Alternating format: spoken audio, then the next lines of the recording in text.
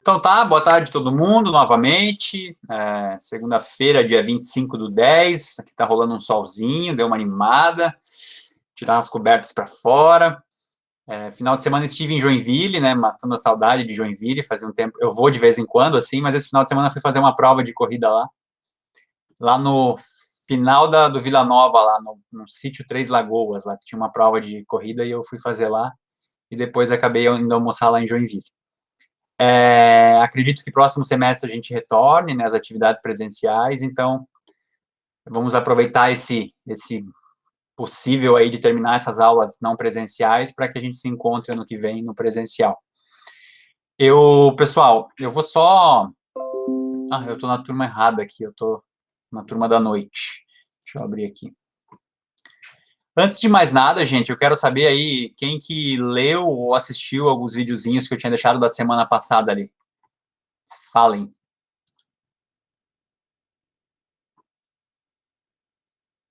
Agora vem aquele zero, né? É bom deixar registrado isso na internet para todo mundo ver lá na frente.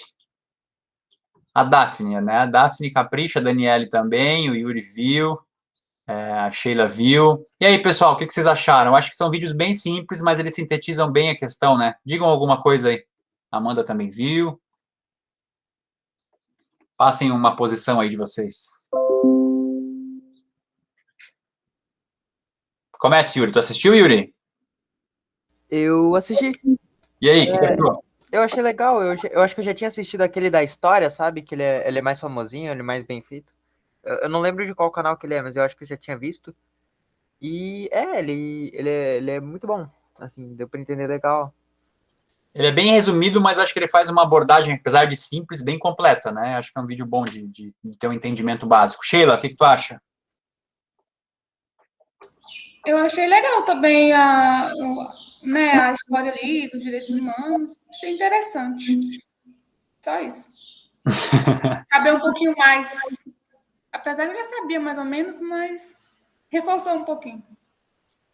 O que eu gosto, acho que é na parte final dele ali, quando eles realmente, né, escancaram, assim, a diferença do que é uma assembleia com chefes de Estado representando, né, e chegando a uma conclusão através de uma ata do que é um documento norteador, do que todos os países vão seguir, com o dia a dia, né, dessas próprias nações ou das nações que não fizeram parte desse pacto, onde a gente tem ainda muitas dificuldades, né, a gente tem problemas sérios relacionados a todas as diretrizes, mas mesmo assim é aquela questão, né, e se não existisse esse norte, seria melhor ou seria pior?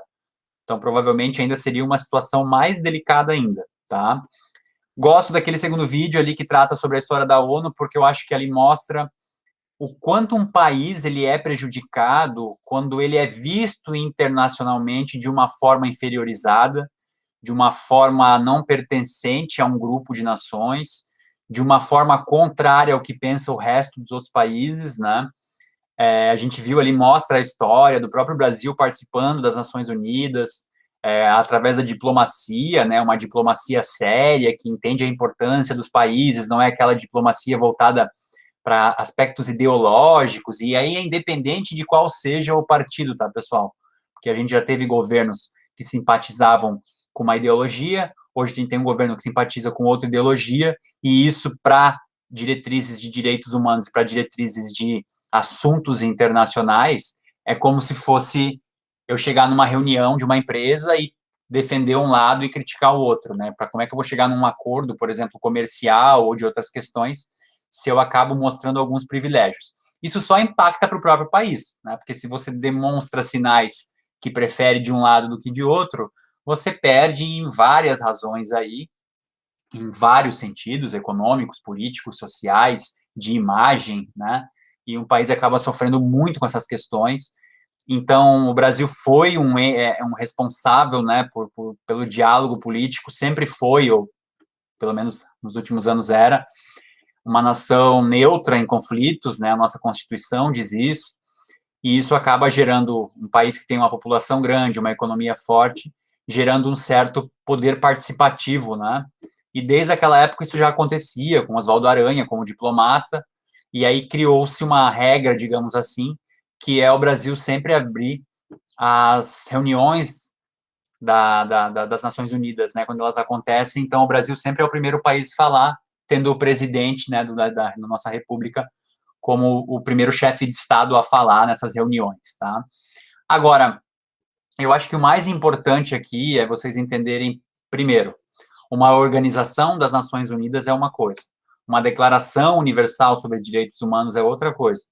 E o cenário temporal diferencia muito, né? Porque vai depender do representante que está ali eleito, vai depender das organizações em volta, vai depender da vontade política de seguir aquilo. E a gente sabe que cada país tem um interesse diferente do outro, certo? Então, isso conflitua, tá? O que eu acho interessante, quando eu deixei o link, por exemplo, do site das Nações Unidas, que eu vou aqui abrir para vocês, que além dele já fazer uma abordagem sobre aquilo que a gente vai finalizar a fala hoje, que é Objetivos de Desenvolvimento Sustentável, aqui em sobre, ó, ele aparece aqui, ó, Entidade das Nações Unidas no Brasil. Eu acho essa parte muito legal, porque eu acho que mais do que entender o que são, o que é a organização Nações Unidas, né, onde os países colaboram financeiramente para que isso funcione, para que isso aconteça como uma organização mundial, ela possui várias entidades, ó, são várias entidades que atuam em questões específicas no mundo todo, tá? Até, pessoal, quem tiver um espírito aventureiro aí, às vezes tem vagas de trabalho aí para se cadastrar, e não é só para ir salvar criancinhas na África, na Ásia, né? A gente tem muito problema relacionado a isso no próprio Brasil. Então, a gente tem vagas de trabalho até aqui para o próprio Brasil. Então, eu recomendo que vocês olhem isso aqui, essas organizações, tá? A gente tem ali, ó, agência especializada em combate à fome, que é a FAO, né? A FIDA eu já não conhecia muito, né? Mas ela investe nas questões rurais, né? De investimento rural. A OIT, que a gente vai ver também mais para frente, quando for falar de legislação trabalhista, que é uma organização que trata sobre as questões de trabalho. O FMI, esse é muito falado, né? Porque é o Fundo Monetário Internacional, é como se fosse um banco, tá? Entre aspas. Ele é um fundo, né? Que arrecada recursos e investe em prioridades mundiais a nível de fomento, ele empresta dinheiro para os países, então são várias as questões que estão relacionadas ao FMI.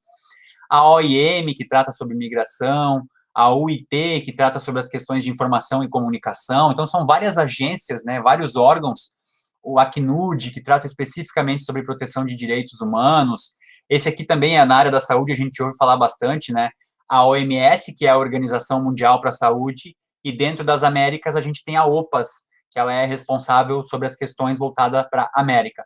A OPAS teve a Organização Pan-Americana de Saúde, né? Ela teve um foco negativo muito grande naquela abordagem nas questões relacionadas à vinda dos médicos cubanos, não sei se vocês lembram. Por quê?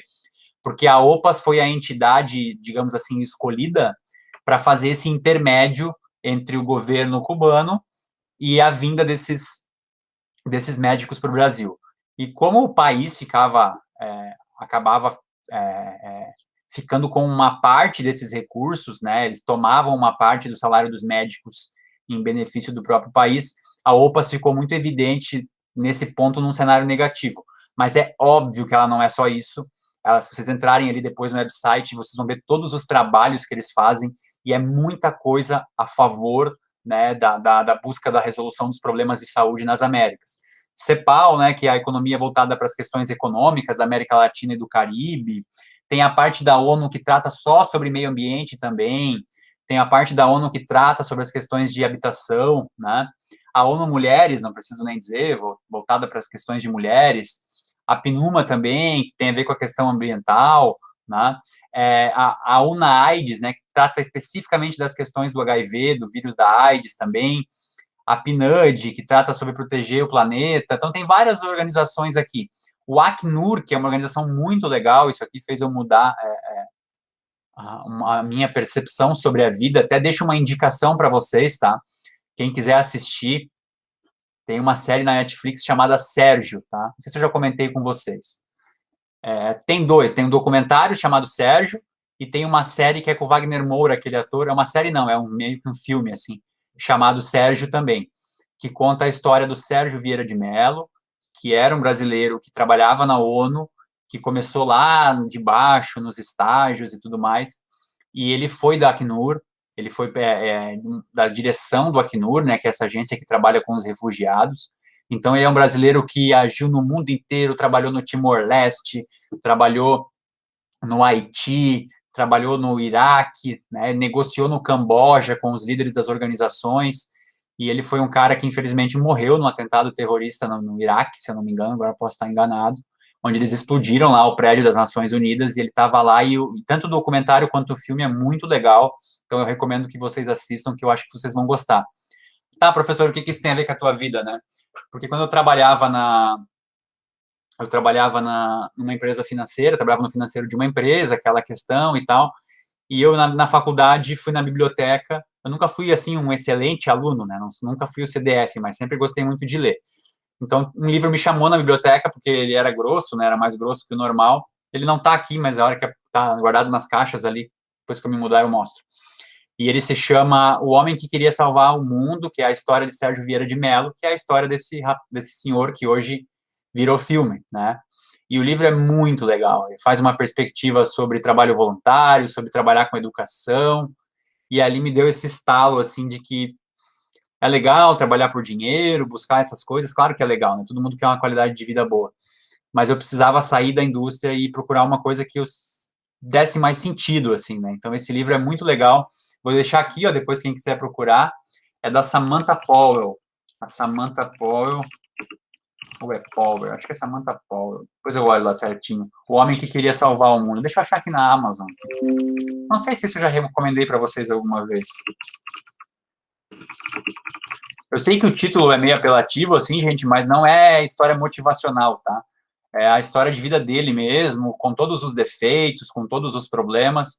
É esse livro aqui, ó, é um livro bem grosso, ele tem 700 páginas, mas eu lembro que eu li em uma semana, eu estava de férias, comecei a ler e não consegui parar porque a história me tocou, assim, muito, né?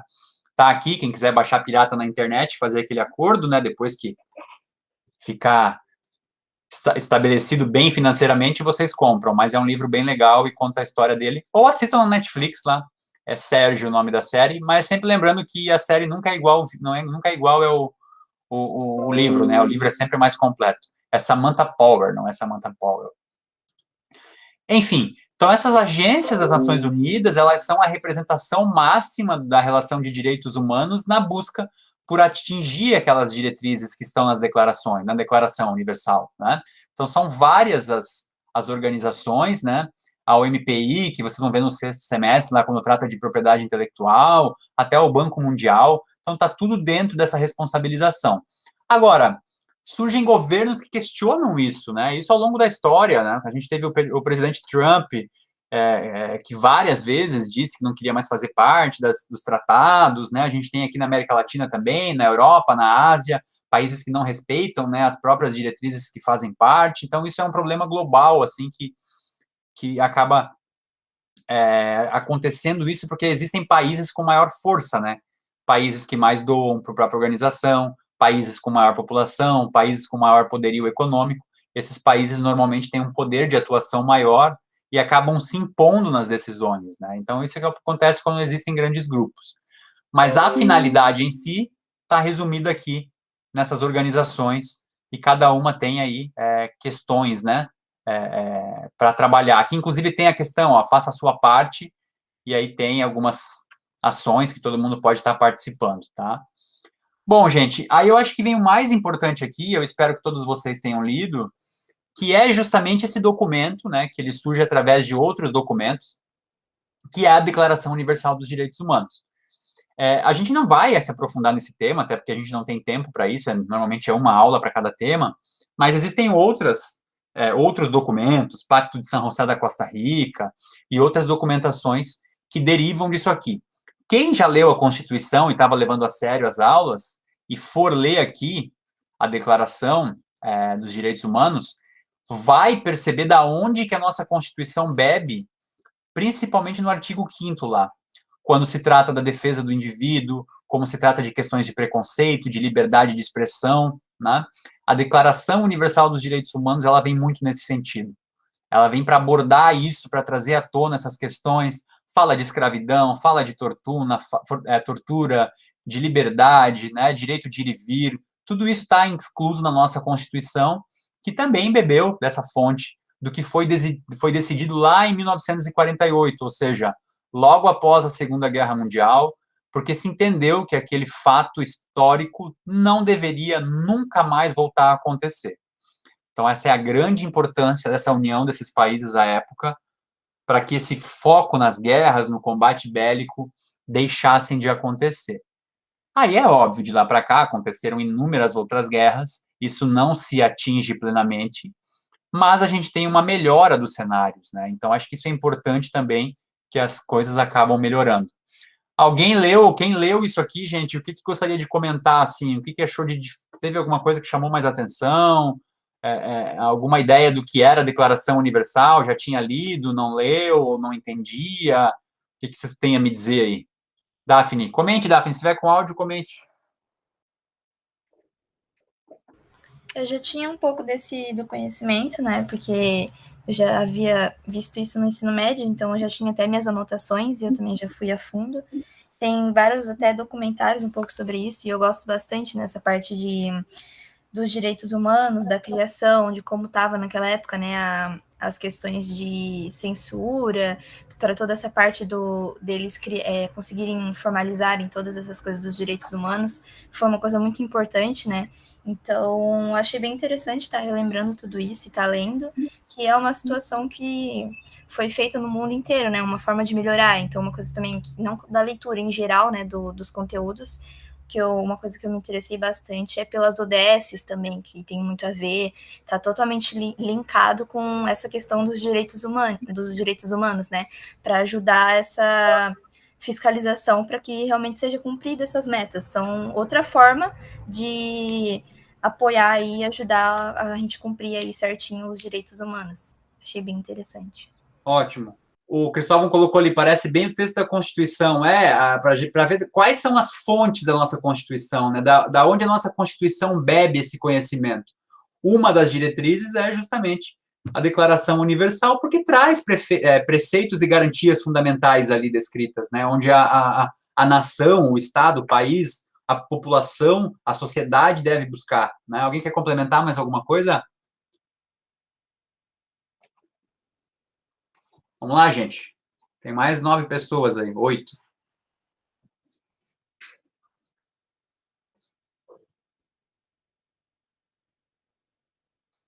Ninguém? Então tá. Professor, eu tenho uma dúvida que eu fiquei. É assim, no caso, os direitos humanos, eles só podem intervir naqueles países que fazem parte da ONU. Tem uma questão ali, Sheila, que até está descrito no documento, que é a seguinte: uma coisa são os países que fazem parte da estrutura, né? Porque, assim, se você for ver quais eram os países que fizeram parte na assinatura da declaração, são diferentes dos países que fazem parte hoje. Até porque os países mudaram, né? Naquela época você tinha outros países que hoje não existem mais. Uma coisa é quem pactua com a documentação, a outra é a obrigatoriedade, ou seja, a cobrança de que esses direitos sejam aplicados em todos os territórios, tá? E aí tem toda uma complexidade política, porque existe um grupo de países votantes, né, em casos de guerra, em outras situações específicas, e há a possibilidade de intervenção quando há esse tipo de problema, né? Aí a gente tem no conselho, né, tem um conselho das Nações Unidas onde há essas decisões relacionadas a isso. Por exemplo, tem um país lá que comete crime de tortura, e aí é feita uma reunião para ver como que vai se intervir nesse processo para que isso não aconteça. Agora, é muito simples a gente imaginar que é só você ler ali o artigo e definir como é simples resolver isso. Eu vou dar o exemplo máximo da complexidade disso, que é justamente o Afeganistão. A gente tem um país é uma distribuição, um recorte geográfico ali, né? Numa área extremamente montuosa, existem várias tribos diferentes ali vivendo naquele ambiente, onde o país mais rico do mundo, com maior influência militar e econômica, de todas as formas, invadiu esse país na tentativa de melhorar ele ou não, aí é a interpretação de cada um. Mas o que eu quero dizer com isso? Que ficou lá uma quantidade enorme de tempo tentando resolver os problemas, não conseguiu, se retirou, um grupo político, apesar de ser um grupo contraditório, né, retoma o poder desse país, um grupo que ficou afastado, e vocês estão vendo isso, né, o Talibã, e esse grupo começa a impor toda uma questão política, social, que eles já impunham no passado, né? E aí surgem essas notícias de gente sendo decapitada, de mulher sendo torturada e morta porque não usava o véu, e essas questões. O que eu quero representar com isso? O quanto é difícil você agir dentro de um território, né? De você fazer isso que você falou, mas tem um país que não está cumprindo ali, né? Como é que os outros países agem, né? Ou o próprio país que assinou o pacto não está contribuindo para aquilo. Porque existem momentos, existem termos. Por exemplo, um caso hipotético, tá? Um caso hipotético. Esse caso nunca aconteceu. Determinado país tem um presidente, por exemplo, que é contra a vacina, que é contra o uso de máscaras, né? Como é complicado para um organismo internacional intervir num país nesse, porque dentro desse país tem toda uma estrutura legal, uma estrutura social, um processo, às vezes, democrático, camufla muito isso, né? Porque ele é eleito, então é muito mais difícil você intervir. Você vai fazer o quê? Vai invadir um país assim? Não dá, né? É muito complexo isso. Então, a diplomacia vem nesse sentido. A diplomacia é justamente fazer esses acordos, ver de onde que pode contribuir da melhor forma. Não é na intransigência, porque se for para impor alguma coisa, além de não conseguir, você vai estar agindo igual a um regime autoritário, certo? Então, professor, mas isso aí não é totalmente contra os direitos humanos? E, tipo, enquanto eles tentam resolver ali, continua morrendo gente, porque recentemente eles degolaram uma moça, uma esportista lá, porque não usou véu. Isso é ótimo, não, eu estou concordando contigo, veja, é um caso escandaloso, problemático, que um país tentou, o país com maior força, tentou resolver o problema e não conseguiu. E por que não consegue, Sheila? Eu vou achar essa pesquisa, mas boa parte da população afegã é a favor do que acontece. Mas não justifica, professor. Claro que não. Eu não estou dizendo. É igual a moça lá do vídeo que o senhor passou para a gente, ela fala no final bem assim, que morreu mais gente agora do que na Segunda Guerra Mundial. Porque os direitos humanos, a Declaração de Direitos Humanos foi feita após a Segunda Guerra, né? E ela fala que meio que o que basta, só as palavras, entendeu? Se a realidade é outra. Ela até questiona no final do vídeo, eu achei bem interessante. Não, foi o que eu falei, essa é a parte que eu gosto do vídeo, porque eles escancaram a realidade. Veja, eu estou concordando contigo, olha só.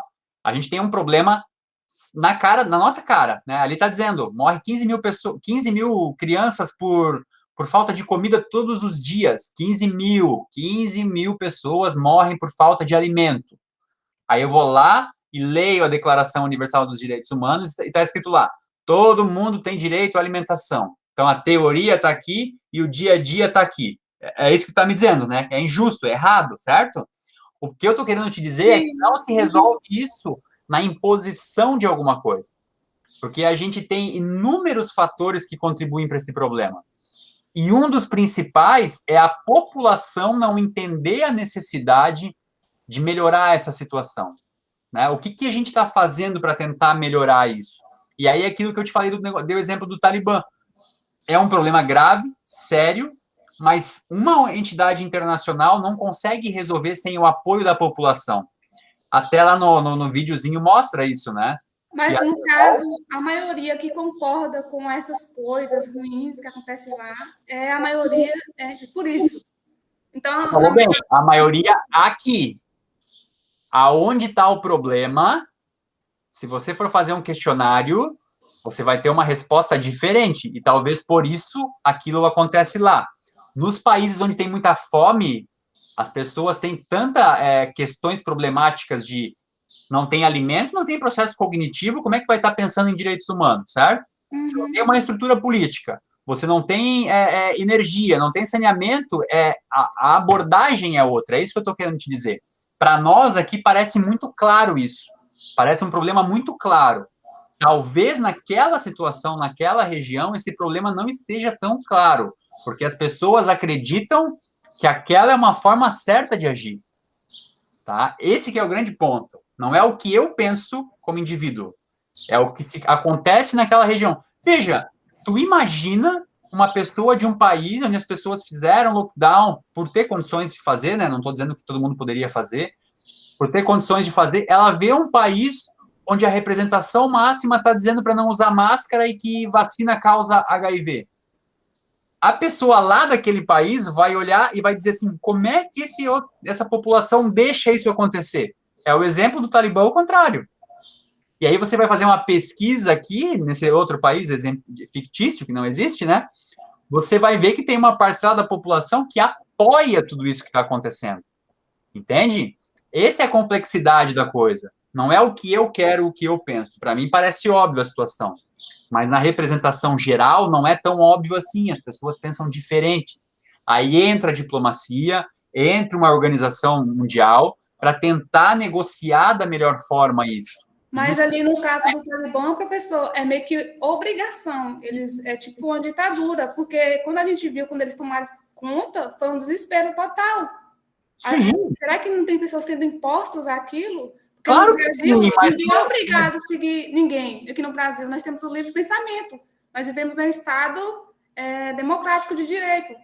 Mas lá não, lá é imposto. É imposto. Aqui no Brasil não. Quer pensar como presidente? Pensa. Se não quer, não pensa. Lá não, você tem que seguir aquilo ali que o Talibã te impôs. Ótimo, é bem isso mesmo. Esse é o grande problema. Concorda ou não concorda? Todo mundo é livre para concordar ou não concordar com o presidente. E lá não, lá é imposto. Lá é imposto. Mas veja, olha só, legal que você falou, é bem isso aí. Essa é a grande diferença da gente, apesar dos nossos problemas, entendermos que o que está na teoria nem sempre não deve ser descartado, não é que nem sempre, nunca deve ser descartado. Por quê?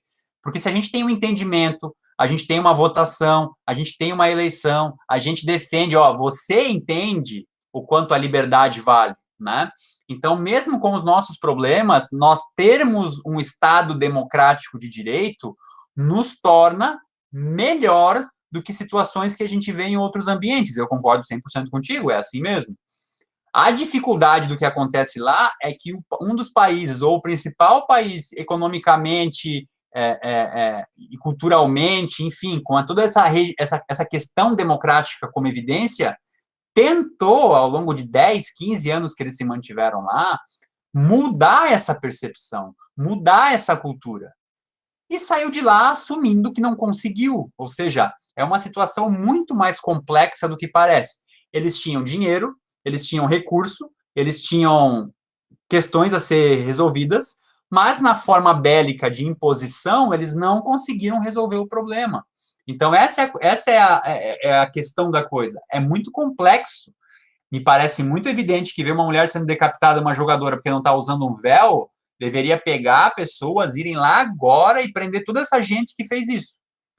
Mas não se conseguiu isso até hoje, porque não é tão simples. Tem toda uma questão de complexidade, tá? É revoltante?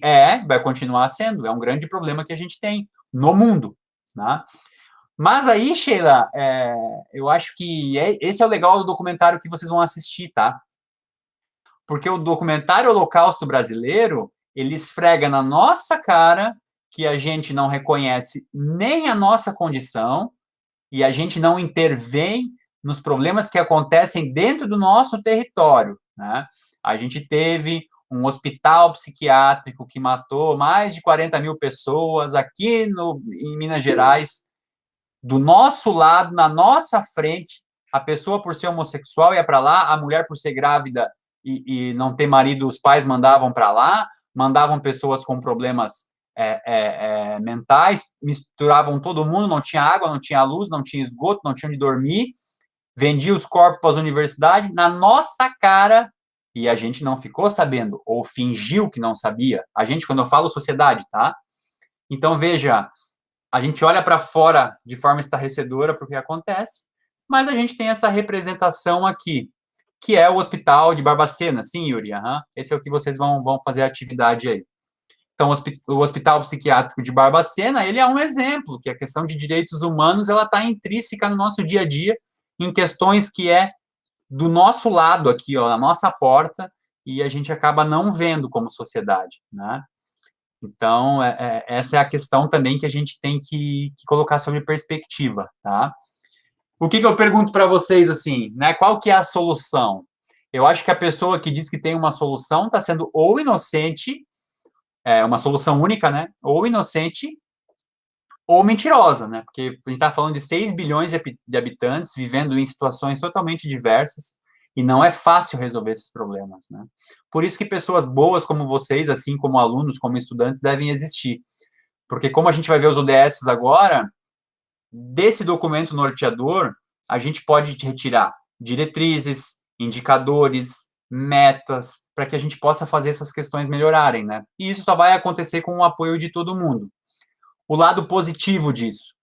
A ideia das ODS, ela é muito interessante, porque quando ela transforma em meta em objetivo, que é algo mensurável, muitas empresas também adotaram essa questão. Então, a gente consegue fazer algumas melhoras nesse sentido, para que haja uma melhora do geral, né, que é uma questão muito complexa de acontecer. Bom, então tá, gente, né? A Declaração Universal está aqui, vocês já sabem que existe esse documento, ele é responsável, imaginem assim, ó, chefe de inúmeras nações se reunindo para tornar um documento ali de 4, 5 páginas, com até 30 artigos, né? Que tentasse resumir, sintetizar o que todas essas nações queriam após uma guerra tão grande e catastrófica que destruiu o mundo, e eles chegaram a esse documento. Acho que o interessante aqui é imaginar as pessoas que fizeram parte da Assembleia e como que elas chegaram nesse documento. A partir daí, né, a gente tem várias questões, e a ideia é relacionar isso com desenvolvimento sustentável, tá?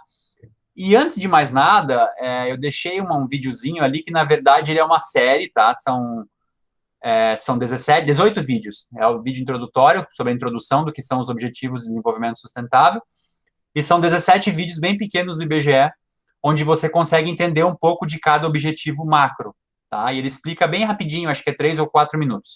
Então, depois que a gente terminar aqui, vocês assistam. A partir daí, eu também deixei um link para os indicadores brasileiros para os Objetivos de Desenvolvimento Sustentável. Ele era para estar abrindo aqui. Não sei porque que ele não abriu. Alguém testa no computador de vocês aí, se está com algum problema. Que aqui ele não está abrindo agora. Era para estar abrindo. Eu também não abri, professor. Deixa eu ver a edição aqui, estava certinho. Eu só copiei eu entrei lá nas referências, acho que era referências. Aí eu coloquei lá o nome, ODS, tava lá escrito lá, aí eu entrei e já entrou no site. Que aqui no nosso amigo aqui no Siga, às vezes ele vai errado. Deixa eu ver se eu consigo arrumar aqui. Aqui, ó, tá vendo? Ó, ficou 2, ó. HTTP 2 vezes. Deixa eu tirar aqui, vamos ver que vai dar certo agora.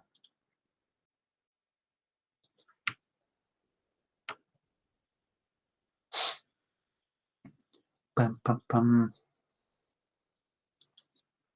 Ó, agora deu.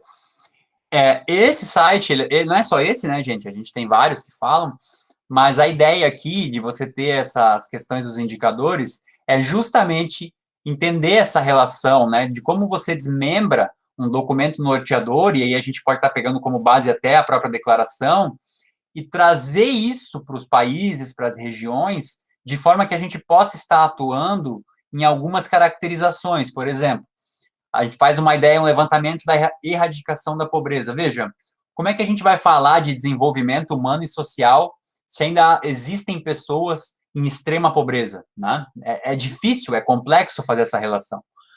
Fome zero e agricultura sustentável, né? Esse foco na agricultura sustentável. Saúde e bem-estar, uma questão bem relacionada à saúde do ser, né? Educação de qualidade, a gente não está falando nem de propor educação mais, mas sim educação de qualidade. Igualdade de gênero, né? Tu vê, aqui é uma outra questão que é sempre polemizada e levada por outras questões que não a igualdade de gênero no sentido de propor a igualdade de gênero, né? De todo mundo ser tratado de forma igual.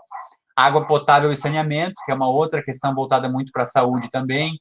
Energia limpa e acessível, né? Que é uma outra questão problemática. Trabalho decente e crescimento econômico, ou seja, reconhecendo que crescimento econômico pode beneficiar um país, um estado, uma nação. Indústria, inovação e infraestrutura, a inovação também como motriz disso.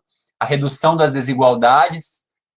Eu acho esse um tema muito legal, tá, gente? Quem, né, for fazer o TCC aí mais para frente, a questão da desigualdade social, econômica, né, como um problema grave dos países em desenvolvimento. O Brasil é um exemplo disso, né?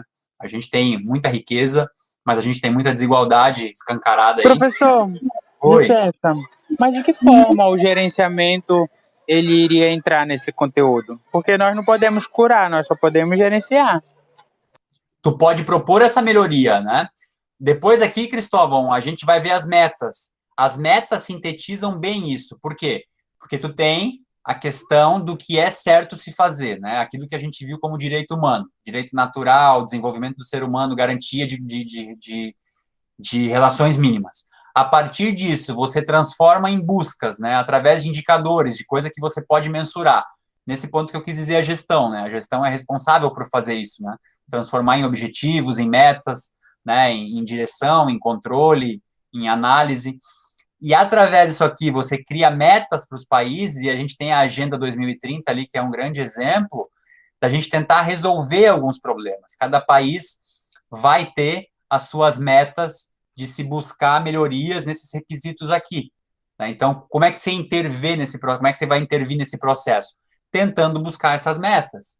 Isso vale para o país, e aí que vem aquela questão que eu falei que era importante, que as empresas, como modelo de negócios, entenderam a importância disso aqui. Então, as empresas estão adotando as ODS. As empresas, as instituições públicas e privadas, enfim, tentando justamente estar atuando nesses indicadores, tá? Acho que essa é a grande importância. Tu transforma daquele documento de desenvolvimento de direitos humanos em ações concretas, onde você pode estar realmente fazendo alguma coisa. Eu já vou mostrar as metas, tá? Mostrando as metas, eu acho que tu consegue entender mais ainda. Consumo e produção responsável, né? Ação contra a mudança global, aí tu vê, é mais um ponto. Existem países, culturas, governos que entendem que isso nem acontece. Então, como é que ele vai adotar um indicador que ele nem reconhece como um problema? A vida na água, a vida terrestre, paz, justiça e instituições mais eficazes e parcerias e meios de implementação. Aí tu tem um quadro dos indicadores para isso, né, para essa busca. Mas ali eu deixei para vocês um outro documento, ele é mais simples, tá? E ele vem justamente no sentido de mostrar para vocês no que isso aqui pode ser transformado, tá? Eu vou abrir aqui, ó. Tá aqui, ó. Apresentação ODS, aqui tem 169 metas já decididas de se buscar, tá? Deixa eu abrir aqui para vocês entenderem.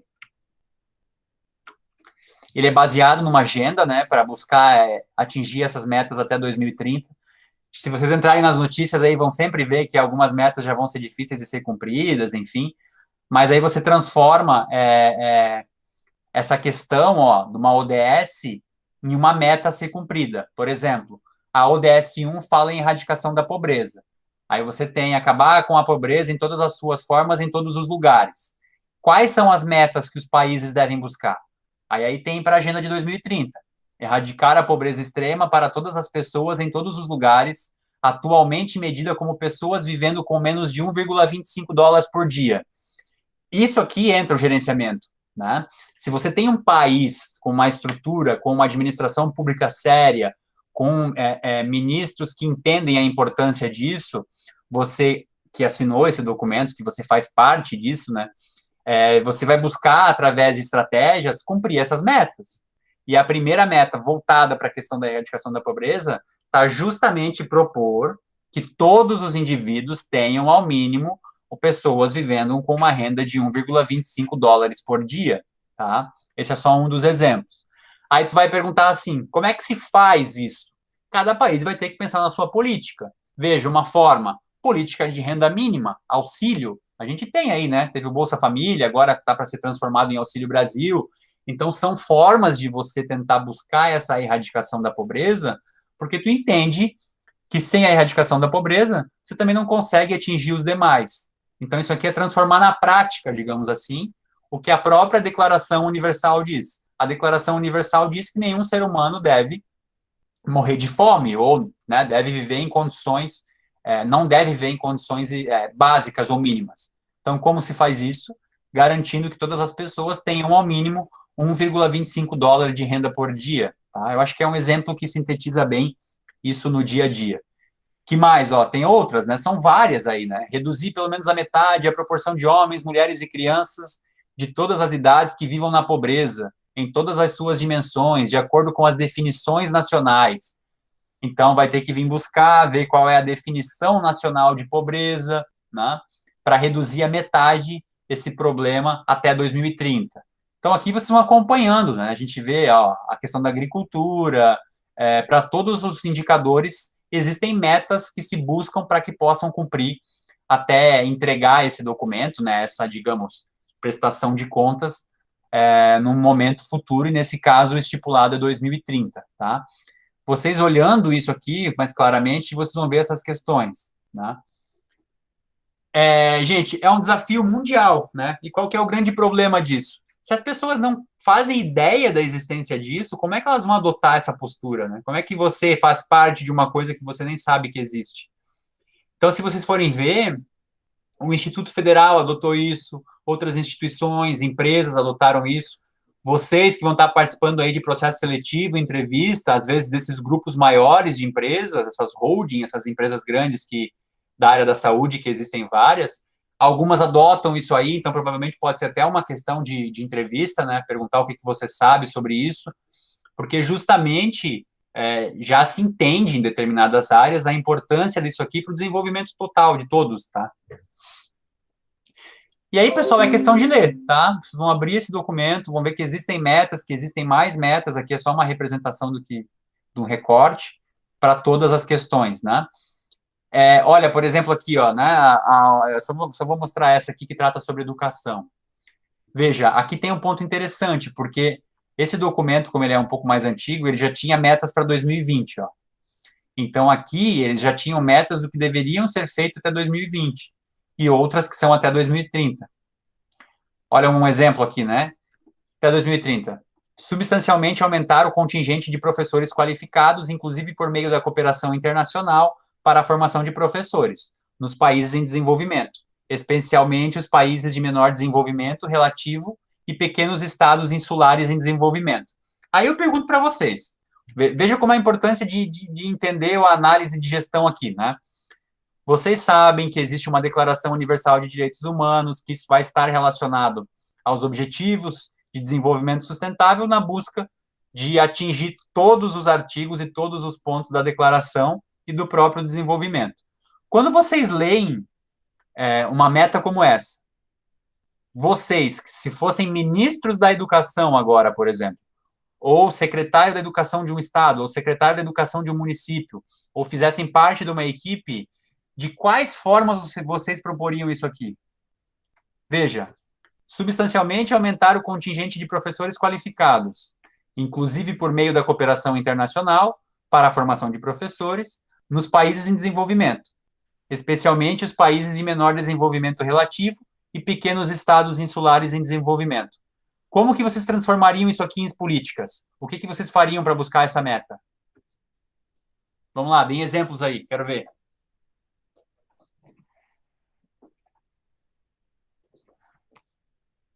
Como vocês acham que isso é feito, né? Porque já tem casos que isso é adotado. De quais formas isso pode ser feito? Põe de novo aí, professor, a tela. Desculpa.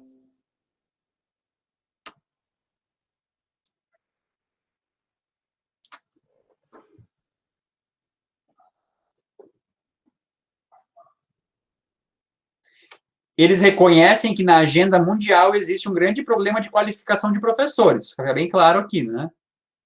E aí eles falam que por meio de cooperação internacional, para melhorar essa formação, nos países em desenvolvimento, ou seja, a gente tem o Brasil dentro dessa esfera, mas de que forma isso pode ser feito? No caso, quando fala aí de cooperação internacional, poderia levar os professores para ter uma qualificação fora do país, né, adquirir mais conhecimentos para trazer. Haver uma cooperação entre os países para poder qualificar esses professores. Ótimo, Sheila. Eu vou dar um exemplo. Eu não tô quantificando a qualidade do programa, mas eu estou te dizendo de uma forma que isso aqui já foi adotado. Lembra do Ciências Sem Fronteiras? Sim. O Ciências Sem Fronteiras foi um programa que mandava jovens universitários, jovens pesquisadores no Brasil, para fazer o resto da sua graduação, do seu mestrado, do seu doutorado fora do país. Veja, essa é uma forma de qualificar e fazer cooperação internacional. Ah, eu, Robson, sou prefeito de São Francisco do Sul, né? Uma forma que eu posso atingir isso aqui, fazer uma parceria com universidades de fora para trazer professores de outros países, para virem atuar aqui no município. Questão econômica, aumentar o salário, né, do indivíduo. Ou seja, aqui a gente está dando exemplo de educação, mas poderia ser para qualquer outra coisa, né?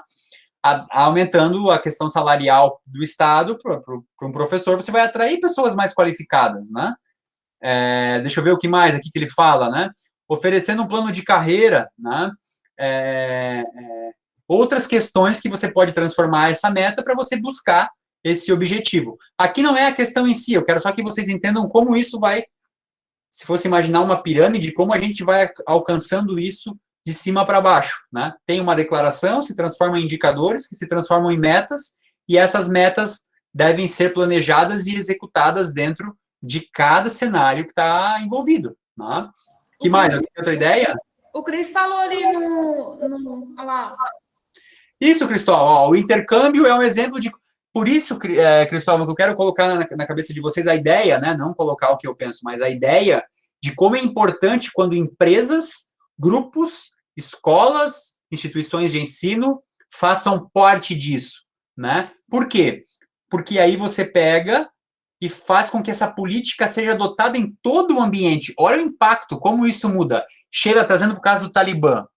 Se o Talibã fosse obrigado, talvez, a embargo econômico, alguma outra questão, a gente tem que adotar essa política. A política não pode, eles já sabem disso, obviamente, né? Isso já está dentro de um cenário.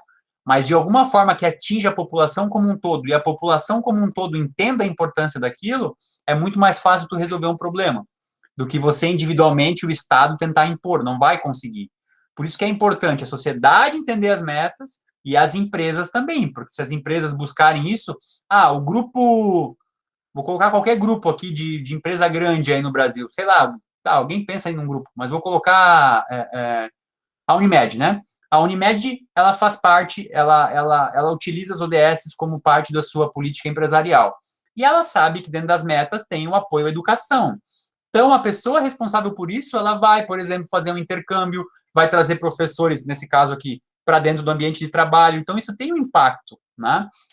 O intercâmbio é um exemplo, né? Já que a gente está falando de trazer professores, vocês acham que um professor lá dos Estados Unidos, da Europa, com uma formação consolidada, se oferecer uma bolsa para ele vir fazer pesquisa no Brasil, ele não vai vir? Claro que ele vem. Então, tem que ter vontade política e entender que isso é importante, né? Professor, eu entendi a explicação do senhor, sabe? Que é difícil intervir realmente o Estado impor alguma coisa. Mas e se não tivesse imposto no nazismo? Porque a maioria ali dos alemães concordavam. Aí que tá. Mesmo sendo pessoas sábias, entendeu? Mas tu tá falando que tu tá reproduzindo o que eu te disse. Existia uma parcela da população que apoiava esse crime contra a humanidade. Se vocês forem no Google Maps lá e digitarem alguns campos de concentração, eles ficavam a 10, 15 quilômetros de grandes cidades alemãs. A população sabia o que estava acontecendo. Eu não estou responsabilizando todo mundo, né? É a mesma coisa do Hospital de Barbacena. Tu pode alegar ignorância, não saber da existência dele. Mas ele estava aqui, bem próximo, pessoas sendo mortas, assassinadas, torturadas, com o corpo vendido, e a população nada fez. Então, por isso que eu digo, a questão é social, né? Envolve o nosso interesse pela coisa. Por isso tem que haver imposição, entendeu? Porque se não haver, vai continuar, entendeu? É isso que eu não entendo. Por que não, então me diz assim, deixa eu entender teu raciocínio. Impor como? Tipo assim, igual para o Hitler parar de fazer essas atrocidades, teve que ter uma imposição, teve que ter os países aliados contra ele. E por que não há essa imposição em relação ao que o povo da Coreia do Norte sofre, em relação ao que o povo do Afeganistão sofre, mesmo que seja a minoria, tem pessoas que sofrem, entendeu? Ótimo. Sheila, o teu exemplo é perfeito. E vem de novo na tecla que eu estou te dizendo. Porque tu enxerga que aquele é um problema. A questão é Rússia, China, países geopoliticamente, estrategicamente dispostos num globo, eles são contrários ao modelo norte-coreano, né? Acesse as votações do que acontece no Conselho da ONU sobre essas questões para ver. Não sou contrário. Pois é, aí que eu estou te dizendo, não tem como impor isso, é isso que eu digo. É através de diplomacia, de acordos, porque o que você pensa é diferente do que aquele outro país pensa. O Talibã é o exemplo, os Estados Unidos invadiu, ele se impôs lá, foi 10 anos guerreando e não conseguiu resolver o problema, né? É óbvio que é injusto, é errado, e tu deu o exemplo Bora juntar todo mundo, invadir lá. Da aliança da Segunda Guerra, né? A própria Organização das Nações Unidas, ela tem parceria com a OTAN é a Organização do Tratado do Atlântico Norte, onde é um braço militar para justamente resolver esses problemas, mas eu estou dizendo que a questão não é tão simples no cenário geopolítico, tá? Não é o que eu acho ali que vai dar certo. É outra coisa aqui, quem que se impôs lá em Barbacena? Né? Até hoje, alguém foi punido? Como é que foi a situação? E era aqui do lado. Né? A gente tem a tendência a olhar as coisas lá fora. Mas a gente tem quantas pessoas passando fome no Brasil e não é imposto nada? Né? E aí? Então, essa questão é de uma forma geral, tá? O Yuri colocou ali, né? O imposto de renda, talvez, Yuri, é uma questão que vira pessoal ali, né? No sentido de, isso aí faz com que aumente o salário e a pessoa pode usar isso para uma melhor renda, né? Eu coloquei o caso dos professores, gente, mas não é para ser vitimização, não, tá? Até porque eu estou na rede federal. A rede federal, ela é muito diferente da rede estadual e da rede municipal. Cada município tem uma política educacional diferente. Então, tu vai ter municípios com uma condição muito boa para o profissional e uma condição muito ruim. Estados, a mesma coisa, né? E o federal está, a nível de condições de trabalho, está lá em cima, né? Tanto de estrutura quanto de salários. Então, é um caso à parte. Mas isso vale para tudo aqui. Podem pegar outra questão da água, né? Essa é uma meta ousadíssima, pode parecer besteira para nós que temos água corrente, né? Mas, por exemplo, até 2030, alcançar o acesso universal e equitativo à água potável, segura e acessível para todos. Se você coloca uma meta dessa, você está querendo dizer o quê? Que no momento que esse documento foi elaborado, nem todas as pessoas tinham acesso à água. Então, como é que eu vou falar de educação, vou falar de segurança, se o indivíduo não tem nem acesso à água ainda? Essa é uma realidade que nos foge, mas é preciso fazer alguma coisa e não dá para se impor, porque se impondo não consegue. Eu vou impor que todo mundo vai ter água. Tá, e qual que é a estratégia? Vai ser através de cisterna, vai ser um desvio de leito de rio, vai ser mandado para uma política para aquele país. Então, tudo isso tem que ser pensado de uma melhor forma, né? Enfim, gente, tem para todos aqui, tá? Para todos eles, vocês deem uma olhada na tentativa de buscar isso, né? E aí tá, o que eu recomendo, tá? Assistam os vídeos, porque os vídeos são bem pequenininhos, 3, 4 minutos, e vocês vão ter uma clareza maior sobre essa questão de cada item, tá? A nível de ODS ali, a cada indicador. Depois vejam o site, olhem a apresentação ali também, e eu acho que isso vai dar uma clareza maior para vocês. E aí, para isso tudo, eu deixei uma atividade, na verdade, são 3 questões bem simples, né? É mais uma reflexão para vocês fazerem até domingo. Deixa eu abrir aqui e mostro as perguntas para vocês, são perguntas bem simples.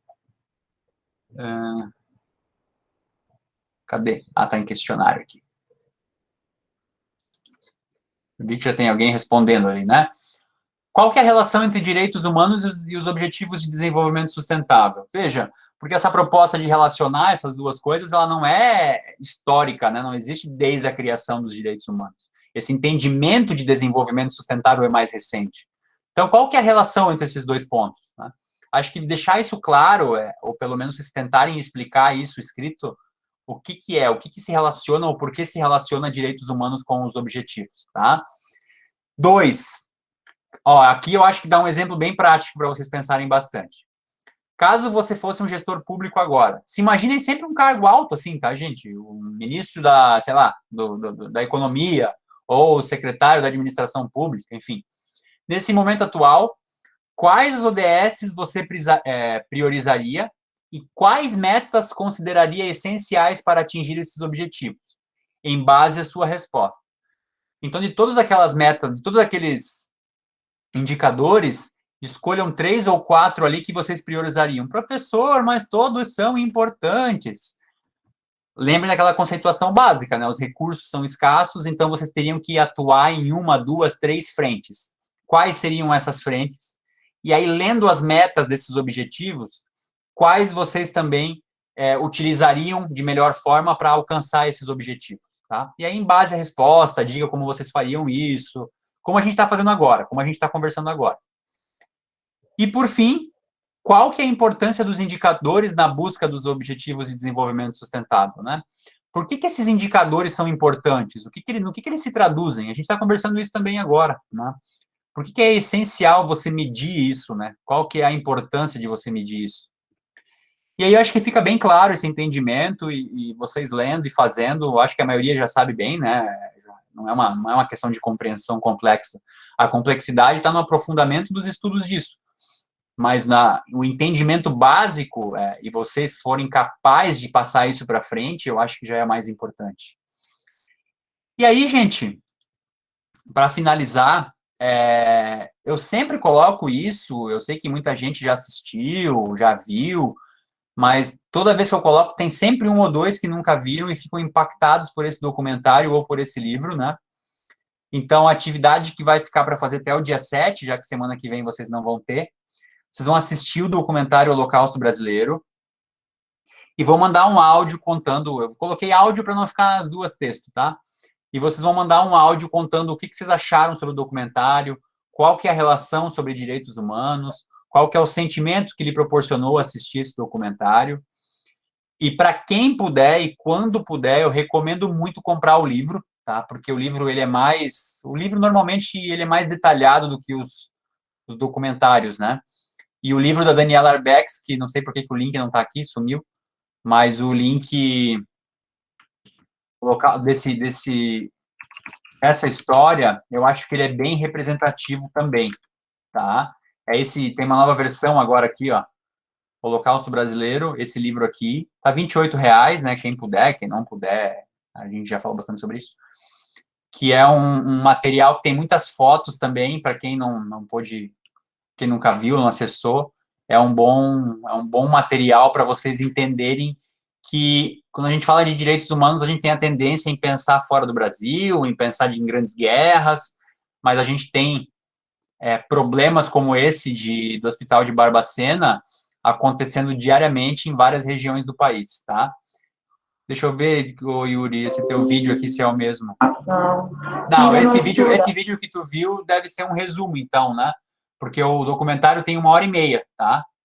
E o documentário eu deixei ali para vocês, é um documentário de 1h30, eu recomendo, tá? Porque ele é muito, muito interessante, e essa jornalista que fez o livro é a mesma que fez o documentário, tá? Essa mania de ver resumo sempre, né? Resumo do resumo.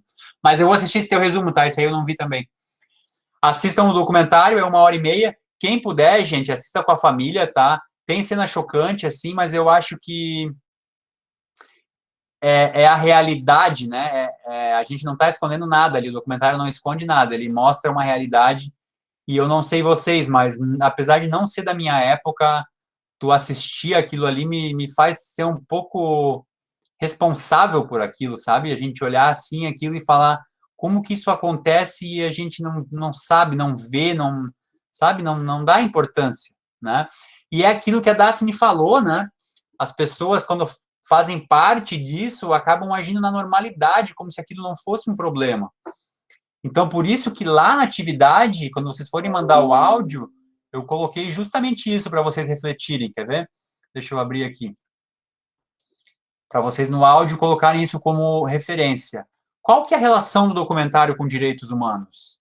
A sociedade teve um papel importante no caso? Vocês acham que a sociedade teve algum papel naquilo? Veja, como é que eu transporto uma questão dessa para a sociedade? Se a sociedade entende que o homossexualismo é doença, né, ou uma parcela entende, ela trata o indivíduo da forma que ela tratou. Se a sociedade entende que uma mulher grávida, que o marido fugiu, e o pai tem vergonha que a filha é uma mãe solteira e manda ela para um lugar como esse, é uma questão social e cultural também. Se a sociedade entende que o negro, que o indígena é um ser inferior e manda para um ambiente como esse, é uma questão social também. E aí outra pergunta, né? Qual que deveria ser a responsabilização dos indivíduos inseridos nesse contexto? Deveria existir responsabilização? Isso vem de encontro do que a Daphne falou, né? As pessoas lá, as enfermeiras, os médicos, eles não sabiam o que estava acontecendo, a pessoa denunciou e não deu certo. Teve gente que trabalhou 30 anos lá, né? Será que essa pessoa achava normal tudo aquilo que acontecia? Então, são várias questões Professor, que podem estar envolvidas. a própria escritora, ela falou que ela, desde o começo, né, ela pesquisando, ela disse que queria descobrir quem era o culpado, sabe? Ela sempre falava quem era o culpado, quem era o culpado. E no final do livro, assim, ela chegou, de tudo, né, ela chegou à conclusão que todos eram culpados. Tanto os pais, as pessoas de fora, as pessoas que trabalhavam lá dentro, todos. É a mesma questão de uma guerra, né? Quando a Sheila falou do nazismo, né? Quem que é o responsável por aquilo ter acontecido? É um indivíduo? O indivíduo sozinho consegue fazer aquilo, né? Então, é justamente essa reflexão de qual é o poder social das coisas, né? De uma sociedade que ou participa, ou finge que não vê, ou é ignorante mesmo, não sabe, não faz questão nenhuma de ver, ou finge que não é com ela, ou como não é com ela, não se importa, né? Ou não sabia mesmo. Então, são várias as questões que estão envolvidas aí. Aí eu coloquei ali, né? Opine criticamente. Então, no áudio, vocês colocam a posição de vocês. Esse aqui não vai para a internet, tá, gente? Esse aqui eu quero escutar de vocês mesmo. Com sabedoria e com base em dados e fatos. No caso, base, dados e fatos, é assistir o documentário, é quem puder ler o livro, né? Que vocês vão gostar no sentido da tragédia que é essa questão, tá? E aquilo, pessoal, o que eu posso fazer como aluno? Passem para frente. A gente passa tanta porcaria para frente nos grupos de WhatsApp, não passa? Passa um documentário desse, passa o link para as pessoas, né? Nem todo mundo acessa isso aqui, e as pessoas acessando com certeza vão ter uma dimensão diferente das coisas, né? Também, né, Sheila, o egoísmo é um sentimento individual, né, que em grupo também, né, acaba fomentando isso, né? A gente tem que entender é difícil, mas pelo menos lutar para que essas coisas não aconteçam de novo, ou que estejam acontecendo e a gente não sabe. Bom, por que melhor do que um exemplo de uma pandemia onde em alguns hospitais não existia nem oxigênio, né? Essa é uma grande questão também, né? O que aconteceu para que, imaginem esse cenário, né, da pessoa morrendo com falta de ar.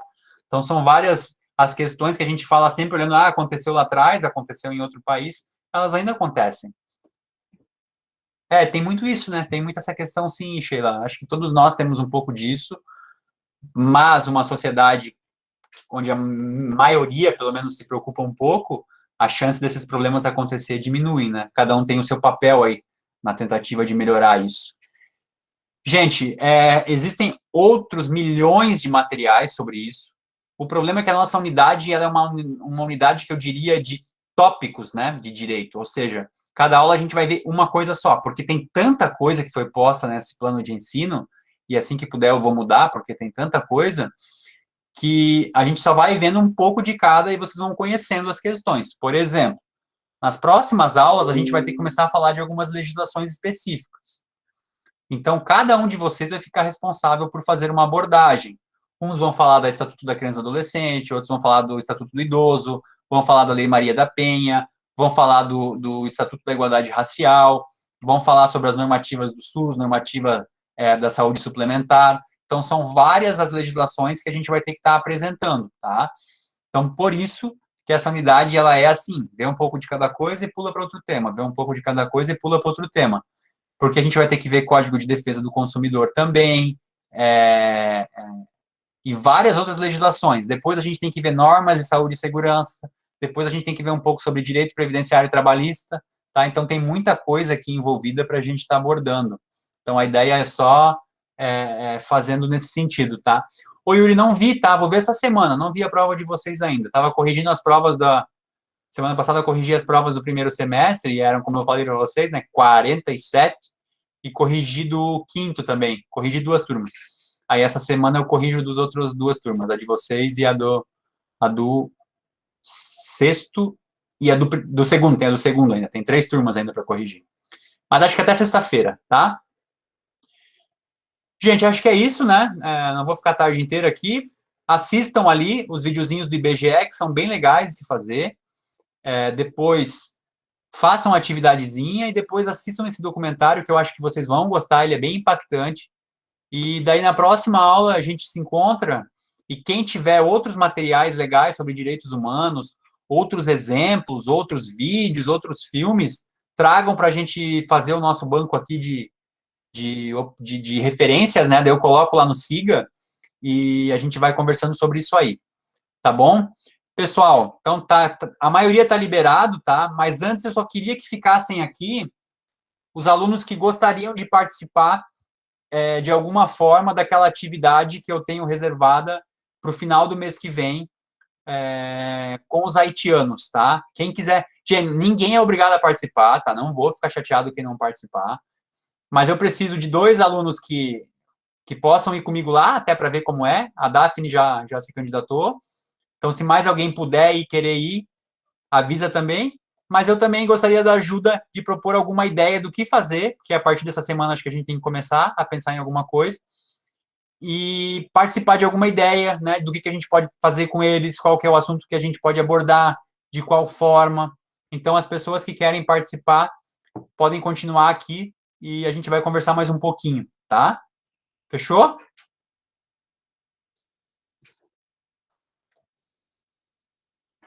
Todo mundo vai ficar? Que bom, acho excelente. Então tá, os demais estão aí porque estão com a câmera ligada e nem apareceram, mas é assim, gente, a ideia aqui que é, né? Eu vou ter 2, 3 horas. Tchau, Jéssica. Eu vou ter 2 ou 3 horas para... Eu não, né? Vocês, porque os alunos vão me ajudar. Para estar participando de uma palestra com mulheres haitianas, que vai acontecer lá no salão paroquial da igreja, lá do Costa Silva. Eu ainda não sei, eu mandei lá para a professora, eu ainda não sei quantas vão estar presentes no dia, porque a nossa ficou como a última, então na última sabe como é, né? Ou vai bastante gente ou vai pouca gente, mas a gente tem que estar preparado. Então, nessas 2 horas, o nosso tema é direitos humanos. Aí a gente tem uma questão aqui. Direitos humanos pela abordagem do professor Robson é uma, direitos humanos pela abordagem da Sheila vai ser outro, da Daphne vai ser outro. Tchau, Yuri. A gente precisa pensar na abordagem de migrantes e imigrantes, né? Mulheres, então por isso que as meninas aí vão me ajudar bastante nesse sentido. A maioria é mãe, pelo que ela me falou, então às vezes vão levar as crianças junto. E a gente tem que pensar numa atividade nessas 2 horas que a gente está propondo para as mães, para as crianças, que insira elas nesse contexto de direitos humanos, tá? Esse é o caminho. Se alguém pensar em alguma coisa, me manda no WhatsApp, me manda no e-mail. Se alguém já tem alguma ideia agora do que poderia ser feito, me avise e a gente vai ajustando isso. Ô, professor, teve outra pessoa que falou que eu queria 2, né? 2 pessoas. Assim, ó, se tiver 3, vamos, tá? Me ajudem lá também, não é esse o problema. Eu coloquei 2 para não ficar muita gente. Mas se tiver 3 pessoas que querem participar, não vou deixar ninguém de fora por causa disso, tá? Quem que era mais? Acho que era a Amanda, né?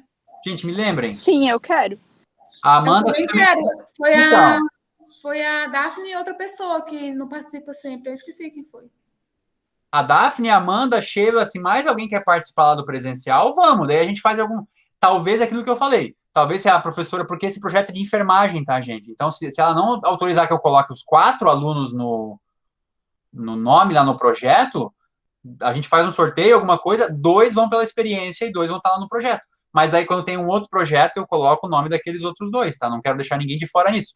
Agora, eu acho que quem é o mais... Coloca um vídeo comigo falando eu. O que é o mais legal? É ir lá ver, sentir, né? Ver a realidade de outras pessoas. Nesse caso, é só um dia de atividade, mas a gente tem mais um ano de curso, pode participar de outras coisas. Que nem a Daniele falou, né? É legal participar dessas coisas. E isso vai para o currículo, independente de estar no projeto, né? Lá, participar do evento e tal. E parece ser um projeto muito legal, né? Ele é um projeto muito grande. Eu mandei e-mail para ela já para saber como é que vai ser a questão lá, tá? Elas fazem toda uma abordagem de enfermagem com as haitianas, então é bem legal. E esses projetos, gente, normalmente eles têm um prazo dentro do IFSC, que é ali o projeto, mas aí para o semestre que vem elas renovam, sabe? Aí vão renovando os ciclos. Se a gente fizer um negócio bem feito, com certeza vão convidar de novo e vocês vão participar de novo. Aí já muda o cenário. Ó, segunda vez que a gente vai, então todos os alunos da GH que querem participar vão estar no projeto. Não, já... Hein, professor? Eu acho que a questão dos direitos humanos em relação aos haitianos aqui já começa ali quando eles vêm para cá, né? Porque meu esposo, ele trabalha com alguns haitianos e eles mostram uns vídeos deles vindo que tem uma parte que eles não podem atravessar com a barca, eles têm que vir nadando. E às vezes morre criança, morre... Esses dias ele disse que viu um vídeo de um haitiano que vinha para cá, que morreu a mãe e o filhinho nadando. E às vezes eles nadam para cá, eu não sei se é bem para cá, é para algumas fronteiras aí. Aí chega lá, a polícia já está esperando eles e manda voltar a nado de novo. E nessa volta eles morrem. Alguém quer falar? Diga. Gente, eu poderia até dizer que seria uma questão assim, é exagero, mas não, tá? Como eu falei para vocês, eu servi a Marinha e a gente tinha um problema, que é um problema que acontece nos portos do Brasil. No nosso caso, né, nesse caso em específico, eram alguns nigerianos, né, não eram haitianos, mas quando os navios atracavam lá nas cidades, o pessoal entrava, ou pelo aquele quebra-gelo. Vocês sabem que o navio não é assim, né? Os navios, ele tem uma bola na frente, assim, que não sei o nome técnico, mas chamava de quebra-gelo. E algumas pessoas ficavam ali para fugir do país, outras entravam na parte de máquinas ou na parte do navio lá atrás, e em alguns casos, quando a tripulação via aquilo, jogava eles no mar mesmo. Outros casos, quando eles chegavam perto de um porto, eles se jogavam para entrar no país. E isso acontecia ali em Itajaí. Quando eu estava lá, uma época, tinham 3 nigerianos que dormiram até no nosso alojamento. Não sei quem estava mais assustado, né? Nós ou eles, porque, né, a gente não conhece as pessoas e tal. Mas isso que a Sheila falou é uma situação que acontece. Agora, o que eu fiquei pensando assim, elas vão passar por questões de enfermagem, de primeiros socorros, de cuidado com o bebê, que eu sei que as professoras abordam isso. Eu não sei se a gente não foca mais numa questão de cidadania, né, de tentar ver, por exemplo, essa questão de documentação, às vezes perguntar para elas, né, o que está faltando, e a gente pode depois buscar informações de uma melhor forma de ajudar nisso, ou perguntar para elas o que elas entendem por proteção de direitos humanos, e elas falar, a questão da escola, não sei o que, meu filho não está conseguindo estudar, e tentar apadrinhar essas pessoas no sentido de buscar informação de como fazer isso, né? Porque eu acho que se a gente for lá só e explicar o que é direitos humanos para eles que têm um outro idioma, uma outra percepção, vai ser, sabe? Passou aqui, morreu aqui. Diga, Daphne. Era isso que eu ia perguntar, tipo assim, para ficar algo mais dinâmico, seria legal se a gente fizesse justamente essas perguntas, né? Em, tipo, como ela acha que é, tipo, a aceitação delas no bairro ou na própria, né, na cidade, o que levou elas a virem até, né, a Joinville em si. E é isso que eu ia te perguntar, que é um negócio que eu não sei mesmo, se tem alguma rede de apoio para haitianos no Costa Silva ou em Joinville, que eu não sei. Ótimo, também não sei. Então, já coloquem aí para a gente pesquisar isso. Tá? Vamos montar essa questão aí. Eu também não... Eu acredito que tenha, óbvio, né? As instituições de educação fazem um bom trabalho. Eu sei que a Univille, na parte de saúde, atende. Mas essa rede, como ela é estruturada, eu também não sei, tá? Então, acho que é uma pauta que já quem puder anota aí, gente, para a gente pensar, elaborar as questões, eu acho que fica uma pauta legal, né? Elaborar questões no sentido que vai perguntar para elas, não é um questionário, tá? A gente não vai fazer questionário com seres humanos. No bate-papo, na conversa com elas, perguntar o que elas sentem falta do que existia lá, o que elas entendem sobre o que são esses direitos que elas poderiam já ter, né, adquirido no Brasil, o que ela achou que teria aqui que não tem, né, ou que ela achou assim, eu vim... bem isso aí, Daphne, uma mesa redonda para se sentirem acolhidas, né, se ficar aquela ideia de uma pessoa lá na frente falando e elas tudo sentadas lá embaixo, eu acho que a gente não vai atingir nenhum objetivo de ter esse papo sincero, tá? E, professor, no caso, então, o senhor quer que a gente traz uma ideia de como elas são tratadas aqui, no caso, direitos humanos em relação a elas aqui, né? Isso. Veja, vocês são gestores, não estão fazendo gestão? Então, eu estou dando para vocês 2 horas. Nessas 2 horas, vocês vão me trazer ideias de como a gente aborda o conteúdo de direitos humanos para mulheres haitianas que possivelmente estarão com os filhos pequenos lá. Certo? Dá para pensar em estratégia para entreter as crianças, focada para o nosso tema, né? Dá para pensar em estratégia da forma de abordar isso com elas, a gente já está chegando no entendimento aqui que é melhor uma conversa mais fluida do que aquela coisa imposta, né, aquela relação hierárquica. Dá para a gente ter um entendimento que pode chegar lá e uma, duas, não sei, né? Ou pode ter 20, 30, também não sei. Então, esse é o nosso cenário, é bem aberto, tá? Tá na nossa mão fazer isso. Tá. Alguém quer pôr mais alguma ideia, gente, do que pensou?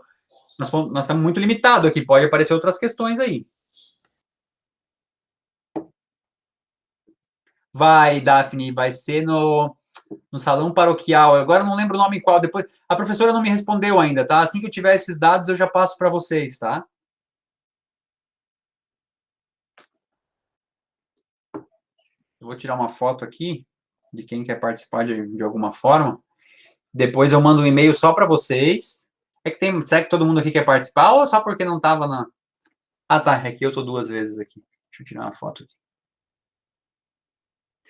Então, gente, assim que a professora lá me responder e me passar como que vai ser certinho, eu passo para vocês um e-mail e daí vocês já começam a me passar as ideias, tá? Pesquisa na internet também, se vê alguma outra forma, e aí a gente vai lá e faz isso aí, que dessa vez vai ser só um evento, um encontro, né? Mas aí eu tenho certeza que esses projetos continuam e vão convidar a gente mais vezes aí. Tá bom? Amanda, Daphne, Sheila, Cristóvão e Daniele. Eu sei que todos são criativos aí.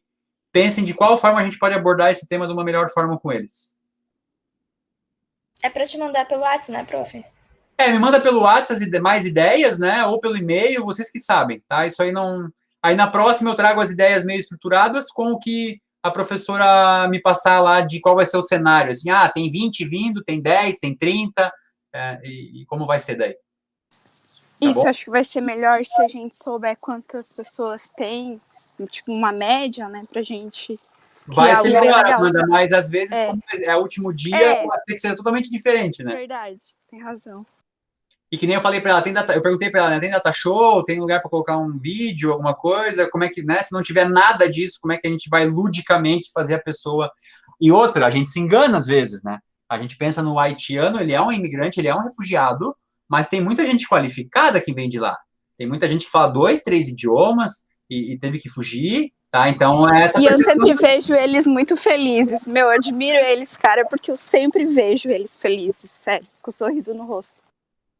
Essa população tem uma tendência, todo imigrante tem uma tendência a elogiar muito o país que recebe ele, porque é tipo um sentimento de gratidão, né? Você sai de uma situação de tragédia, de pobreza, de desigualdade, de tragédias ambientais, e chega num país, é acolhido, consegue um emprego, consegue manter a família, trazer a família. Então, é por isso, talvez, esse sentimento de gratidão, né? Tá vendo? O cenário tá muito amplo, gente. Vamos começar a melhorar isso aí, tá? Eu vou ver com ela, na hora que ela me responder, vou marcar uma reunião com vocês daí, rapidinho, assim, coisa de meia, uma hora, para ir distribuindo as tarefas, cada um ir fazendo uma coisa, e a gente conseguir atingir isso aí. Beleza? Beleza. Beleza, prof. Então tá, boa tarde todo mundo, façam as atividades, vejam os vídeos, a gente vai conversando. Até mais. Até. Tchau. Tchau, gente. Tchau, Janelle. Tchau, Cris. Tchau, Sheila. Tchau.